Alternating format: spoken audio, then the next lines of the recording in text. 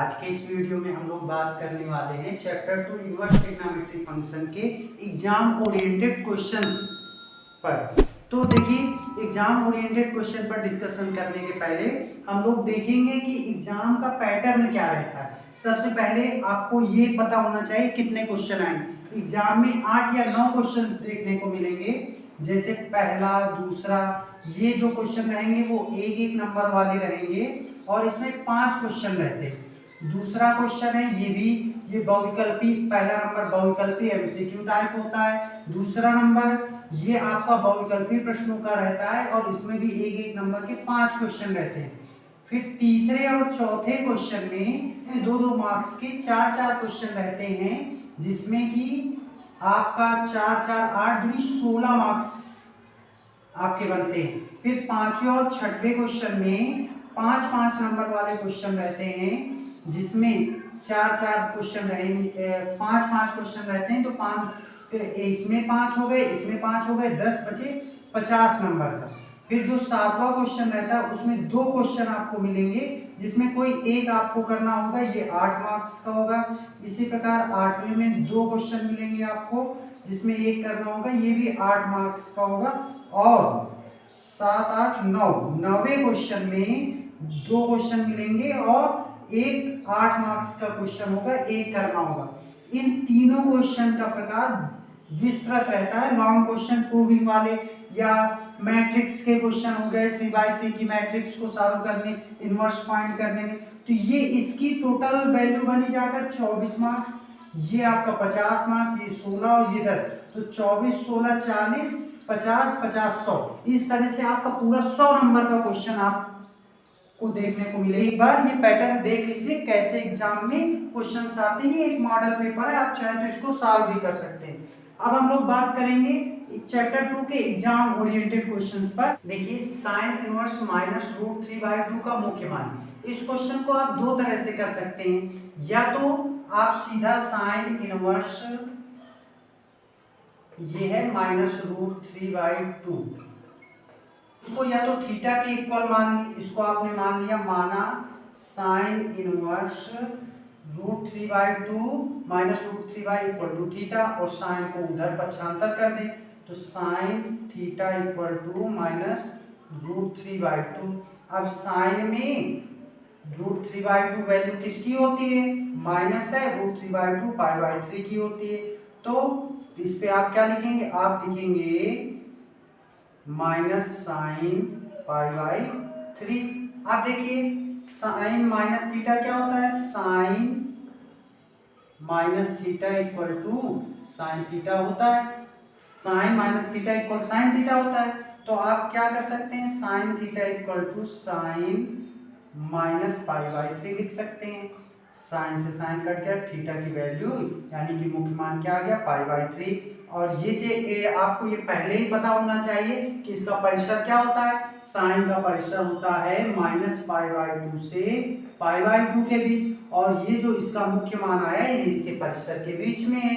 अब देखिए, इसका मैंने जो चर्चा की दूसरे तरीके की, दूसरा तरीका आप साइन इनवर्स माइनस रूट 3/2, ये है, आप यहीं पर sine inverse sine minus sine π/3 लिख सकते हैं।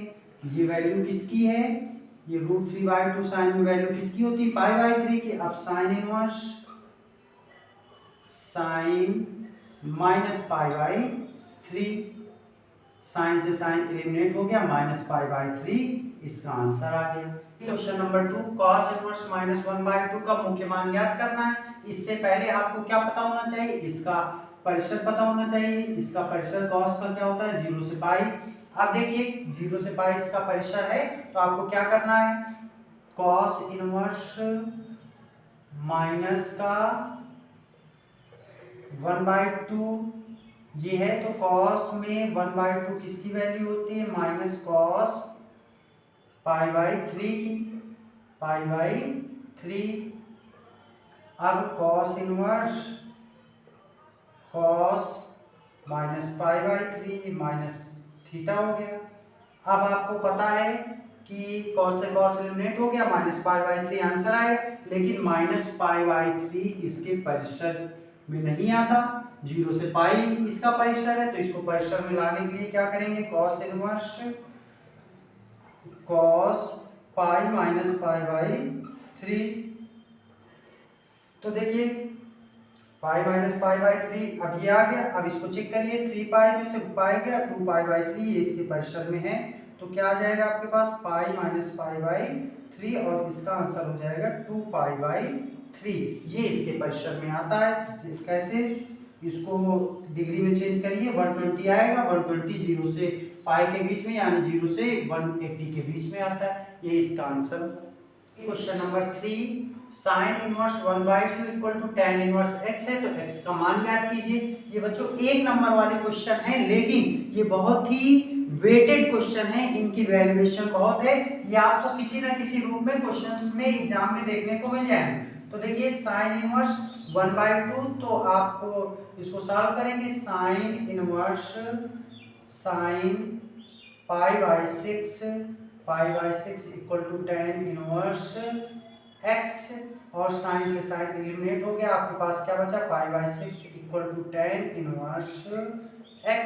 अब देखिए ये tan इधर आ जाएगा, तो tan π/6 इक्वल टू x, और tan π/6 की वैल्यू क्या होती है, 1/√3 इक्वल टू x, तो x की वैल्यू क्या आ गई, 1/√3। यही इस क्वेश्चन का आंसर है। देखिए question number 4, tan inverse 3/4 equal to a, तो sin a equal to question mark. देखिए ये है तो बहुत रद्दी क्वेश्चन, ये क्वेश्चन बहुत रद्दी है, इस खाली ये डरावना दिख रहा है लेकिन उतना डरावना है नहीं।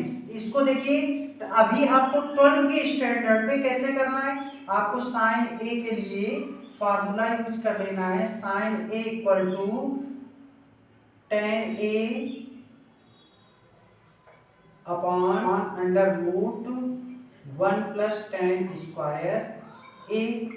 तो क्या हो जाएगा, देखिए tan a की वैल्यू आपको निकालनी पड़ेगी, ये tan inverse 3/4 equal to a है, तो क्या हो जाएगा 3/4 इक्वल टू tan a, यहाँ से tan a की वैल्यू आ गई, यही वैल्यू यहाँ रख देंगे, तो 3/4 और ये अपॉन है, तो डिवाइड √1 प्लस 3/4 का होल स्क्वायर, तो 3/4 इंटू ये देखिए यहाँ आएगा 16, अंडर रूट में है पूरा 16 और 16 1 जा 16 प्लस 9, तो 3/4 इंटू 4/25 का रूट क्या हो जाएगा 5, 4 से 4 कट गया 3/5।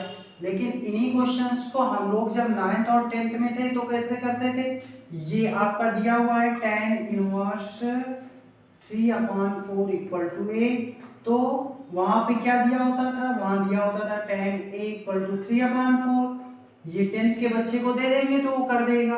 तो देखिए tan a आपको इस सूत्र से करना है, लाल बटे कक्का, तो ट्रायंगल बनाया आपने, देखिए लंब बटे आधार, ये आपका लंब है, ये आधार है, ये 3 है, ये 4 है, तो कर्ण क्या हो गया 5 हो गया। अब इसके बाद sine theta sine a equal to लंब बटे कर्ण, लंब कितना है 3 और कर्ण कितना है 5, तो 3/5, ये देखिए यही आंसर आ गया। ये 10th के बच्चे को देंगे वो कर लेगा। और यहाँ आपको यदि ऑब्जेक्टिव क्वेश्चंस के रूप में दिया रहता है तो आप ऐसे कर लीजिए, अगर डिस्क्रिप्टिव है 1 नंबर वाला है अति लघु उत्तरी में है तो आप ऐसे कर दीजिए, और इस तरह सबसे ज्यादा आसान गलत ये भी नहीं हो।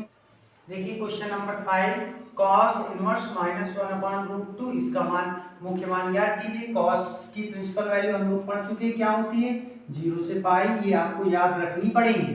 तो देखिए cos इनवर्स -1/√2 ये क्वेश्चन रहा आपका। cos में 1/√2 किसकी वैल्यू होती है, cos π/4 की। अब देखिए cos इनवर्स cos -π/4, आपको पता है ये cos से cos एलिमिनेट हो जाएगा, -π/4 आएगा जो कि इसके परिसर में नहीं है। आपको क्या करना है, आपको लिखना है cos इनवर्स cos π -π/4, तो कॉस से कॉस एलिमिनेट हुआ, 4 पाई माइनस आपके पास क्या है पाई माइनस पाई बाई 4, इसको सॉल्व करेंगे तो क्या आ जाएगा 4 पाई माइनस पाई यानी कि 3 पाई बाई 4, ये इसका आंसर हुआ।